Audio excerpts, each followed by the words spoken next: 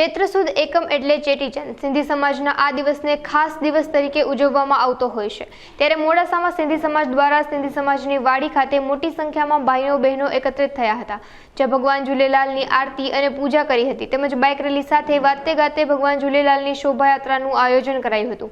આ શોભાયાત્રામાં મોડાસાના અલગ અલગ વિસ્તારોમાં ફરી હતી. તેમજ આયોલાલ ઝૂલેલાલના નારા બોલાવી શોભાયાત્રામાં ધાર્મિક વાતાવરણ ઊભું કરાયું હતું.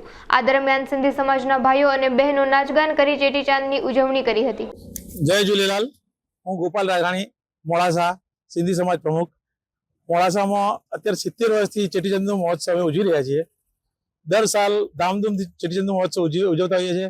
આ સાલ પણ અમે ખૂબ જ ઉમંગથી સવારથી પ્રોગ્રામ ચાલુ કર્યા. સવારે અમારા સમાજવાડી પર પ્રોગ્રામ રાખ્યો, આરતી ચાલુ કરી, નાસ્તો કરીને અને અમે સરઘસની શરૂઆત કરી.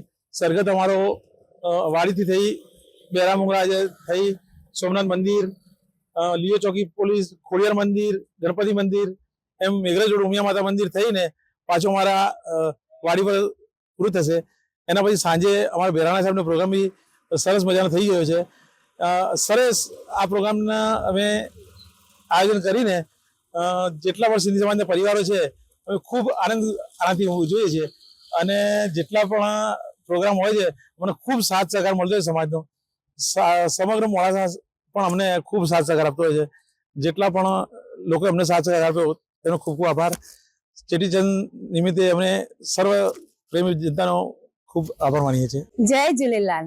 મોડાસા સિંધી સમાજમાં અમે બહુ વર્ષોથી આ ધામધૂમથી ઉજવીએ છીએ ચેટીચંદનો તહેવાર. અમારો ધંધો રોજગાર બધું બંધ રાખીને બધા સમાજના ભાઈઓ અને બહેનો બધા ધામધૂમથી ઉજવણી કરીએ છીએ. સવારે મંદિરથી અમે આરતી કરી ઝૂલેલાલ ભગવાનની, પછી રેલી બાઇક રેલી કાઢી અને હવે વાતે ગાતે પછી સાંજે જમવા જઈશું. જમીને પછી પાછો સાંજે અમારે બેરાણા સાહેબનો પ્રોગ્રામ છે તે પણ અમે આનંદ કરીશું અને રાત્રે જમીને પછી અમે છૂટા પડીશું. ખૂબ જ મજા આવે છે. અમારા સિંધી સમાજનો આ દર વર્ષે સરસ પ્રોગ્રામ મોડાસા સિંધી સમાજ કરી રહ્યો છે. જય ઝૂલેલાલ. જય ઝૂલેલાલ. હું ચેતન તીર્થાણી, મોડાસા. આજે અમે મોડાસા સિંધી સમાજ ચેટીચંદનું પર્વ ખૂબ હર્ષ ઉલ્લાસથી ઉજવીએ છીએ. આ ચેટીચંદનો તહેવાર ઉજવવાની શરૂઆત છેક 11મી સદીમાં રાજા મિર્ક રાજા કરીને હતા. એક મુસ્લિમ મિર્ક શાહ કરીને મુસ્લિમ રાજા હતા કે જે સિંધી પ્રજા ઉપર ખૂબ જુલમ કરતા હતા.